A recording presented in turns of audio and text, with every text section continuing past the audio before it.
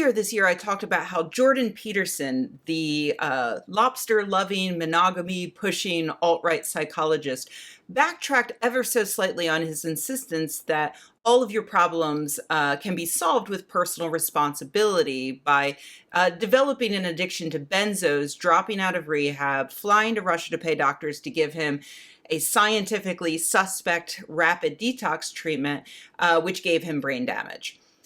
Allow me to catch you up on what has happened in the 6 months since.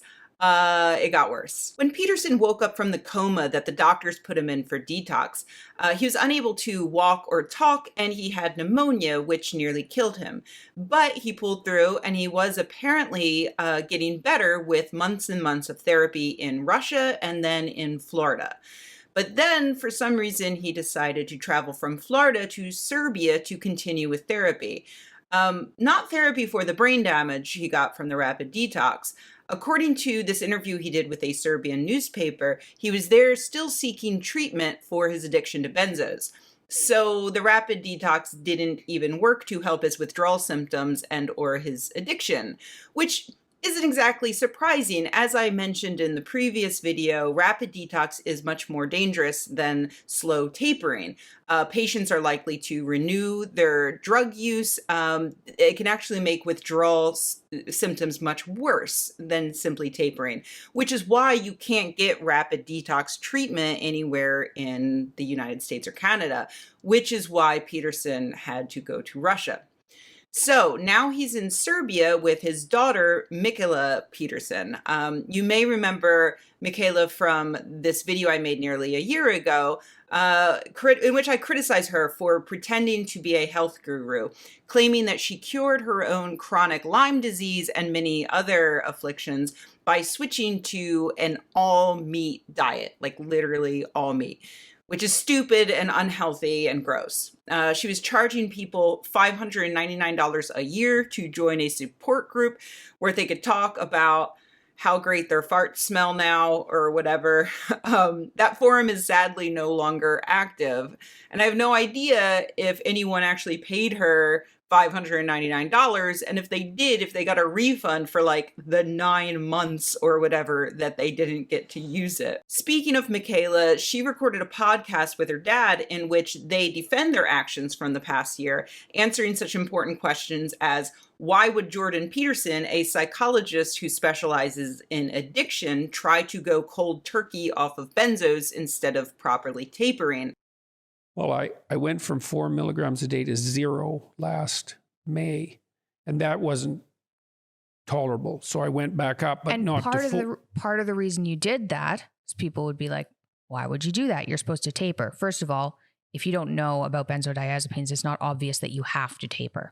Like, I know that being an expert in something doesn't always mean that you're going to take your own advice, but he's literally an expert in addiction. Mikhaila and her Russian husband are the ones who got Jordan Peterson into that detox program, and Mikhaila stayed with Jordan throughout his travels through Russia and Europe. Once in Europe, she made no secret of the fact that she was going out to clubs, despite the fact that by this point, COVID-19 was in full pandemic swing. She even posted to her Instagram stories a video of her taking a drag off a hookah with the words coronavirus. Never heard of it. Hashtag Serbian vibes. Because of course they're COVID-19 deniers. Again, this is while she was staying with her father, who nearly died of pneumonia a few months prior and who was still in treatment for benzo addiction. So you probably see where this is going. The entire family got COVID-19. Here's what she wrote on Instagram. We got to Belgrade and the country was completely open, no masks necessary. A month later, everything shut down again after elections. Politics. We all went back into quarantine because we're with my dad and he's high risk. He already had pneumonia this year. 10 days into the strict quarantine, and I mean strict, we didn't go outside of the property. My toddler got symptoms of a flu, swiftly followed by the rest of us. Turns out a lot of people in Belgrade caught it. She must have caught it at the playground. Okay, I'm just going to pause it right there. 10 days into the strict quarantine, and I mean strict, does not exactly jibe with the literal next sentence, she must have caught it at the playground. Like, no, you can't say you were strict and then blame your toddler for playing on a public playground.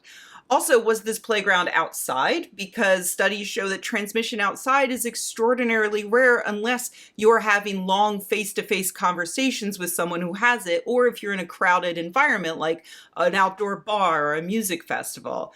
It's far, far more likely that you will catch it inside, like, oh, I don't know, at a hookah bar where you're sharing a hookah with people inside during a pandemic.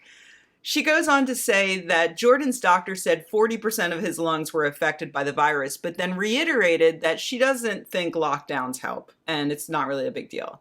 You know what? Maybe she's right. Maybe lockdowns don't work because there are too many complete and utter morons who are violating it. She says that the family is now totally recovered, but Jordan's fans aren't so sure because she's being a bit stingy with the old proof of life. Over on the Joe Rogan subreddit, I know, they're convinced that Mikhaila is trying to murder her meal ticket. First by kidnapping him and forcing him to undergo a dangerous pseudoscientific treatment, and then by literally giving him COVID-19. People who are fans of Jordan Peterson's blunt philosophy of self-reliance and facts over feelings have no idea how to interpret this insane series of events. And instead of just realizing that Jordan Peterson has always been a fraud and a moron, they've decided to fall back on that old chestnut misogyny. Obviously, Jordan Peterson is not just a smooth-brained con artist.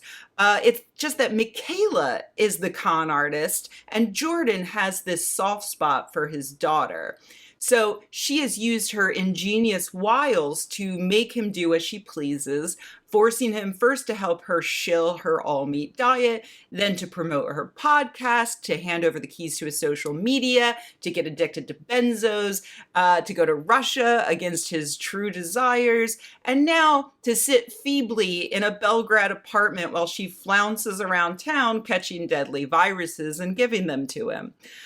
Ultimately, she will murder him, make it look like yet another hapless accident in a long series of whoopsies, and she'll take her seat at the throne of the Peterson kingdom, where she will rule pseudo-intellectual incels with an iron fist. I mean, personally, I'm going to continue to ascribe to the belief that Jordan Peterson is a moron who is ruining his life by making terrible, ill-informed decisions. And such a person has managed to raise a daughter with a similar level of intellect and life skills. But I think you'll agree that each of these theories has equal amounts of data to support it. I guess I'm supposed to end this video by saying I hope Jordan Peterson recovers soon. So technically, I just did that.